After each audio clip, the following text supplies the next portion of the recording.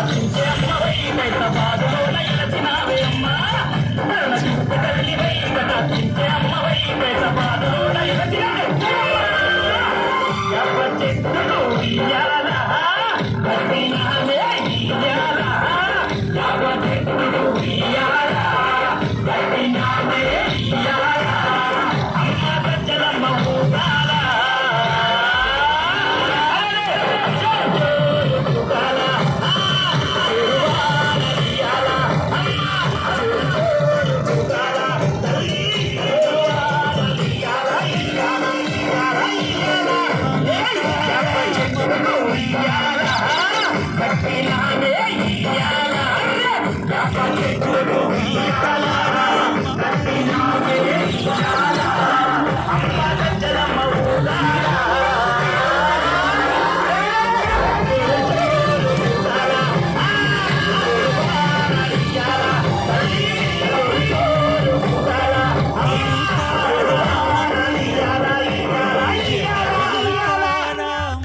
సీతారామ కళ్యాణం ఇది మన భద్రాచలం ఉత్సవ విగ్రహాలు వెళ్ళి తీసుకొచ్చాం.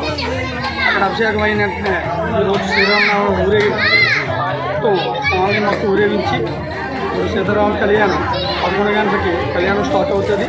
6 దంపతులు కళ్యాణంలో కూడా కూర్చుంటున్నాం. అలాగే అనంతరం అన్నదాన కార్యక్రమం కూడా 12 గంటల నుంచి 1000 మందికి సుమారు మేము అంచనా చేస్తాం. ఈ కార్యక్రమం అందరూ జయప్రదం చేస్తారని అందరికీ నమస్కారం అండి. ఈరోజు 28వ డయన్ సీతారామ లక్ష్మణ సహిత ఆంజనేయ స్వామి విగ్రహాలని ఊరేగింపు చేసాం. మొత్తం ఏనుగోళ్ళని మొత్తం ఈరోజు 7 గంటల నుంచి కార్యక్రమం చేసి ఇప్పుడు రామాలయం దగ్గర తీసుకురావడం జరిగింది. ఇప్పుడు 12 గంటలకు ముహూర్తం పెట్టారంటే సీతారామ కళ్యాణమే కాక అభిషేకాలు కూడా ఇప్పుడు జరుగుతాయి. అలాగే నవదంపతులు కూడా 6 దంపతులు ఈరోజు కళ్యాణ కార్యక్రమం కూడా చేసుకుంటారు. దాని తర్వాత 12 గంటలకి అలాగే ఇక్కడ అన్న సమారాధన కార్యక్రమం కూడా ఏర్పాటు చేస్తాం. ఇంకా అయ్యనకొండ వాసులే కాదు బయటపడి కూడా అందరికీ కూడా దాదాపు 1000 మందికి సమారాధన ఏర్పాటు చేస్తాం. ఆ కార్యక్రమం కూడా జరుగుతుంది. కనుక వార్డు ప్రజలందరూ కూడా ఇందులో పాల్గొని ఈ కార్యక్రమాన్ని జయప్రదం చేయవలసిందిగా కోరుతున్నాను. Thank you. ఈరోజు శ్రీరామనవమి సందర్భంగా మేము అయ్యన్న కాలనీలో మా కోలాట బృందంతో కోలాటం వేయడం జరిగింది. నా పేరు భీమిరెడ్డి కృష్ణ, ఎర్రకన్నపాలెం. మేమైతే దరిదాపు ఈ ఆధ్యాత్మిక కార్యక్రమాల్లో 10 గ్రూపులను తయారు చేయడం కూడా జరిగింది. ఇలాగే మన హిందూ కార్యక్రమాల్లో మేము పాల్గొనడానికి ముందడుగు వేస్తున్నాము. కావున మీ అందరి సపోర్ట్ మాకు ఉండాలని మరి ప్రార్థిస్తున్నాము. ఈ కోలాటం మీరు ఎప్పటి నుంచి వీళ్ళకి నేర్పుతున్నారు?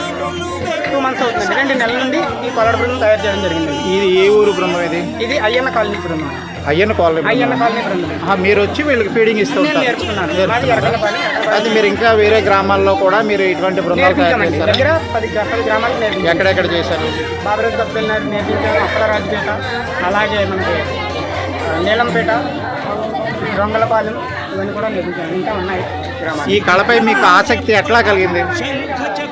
వీళ్ళకి కోలాటం చెప్పాలన్న కాన్సెప్ట్ మీకు ఎలా వచ్చింది? మా ఊర్లో ఎప్పుడూ కూడా ప్రతి పండుగకు కూడా మా ఊళ్ళో కోలాటం వేయడం జరుగుతుంది. దాన్ని చూసి దాన్ని ఆసరాగా తీసుకొని అక్కడ నేర్చుకున్న కళని 10 మందికి పంచాలని ఉద్దేశంతో నేను. మీరు ఎవరి దగ్గరైనా శిక్షణ పొందారా ఈ కోలాటంలో? లేదండి, నేను చూసి నేర్చుకున్నదే. ఎవరి దగ్గర కూడా చూసి నేర్చుకున్నారు. మహిళలందరినీ మీరు ఒక బృందంగా తయారు చేసి గజ ప్రాణావనోత్సాహి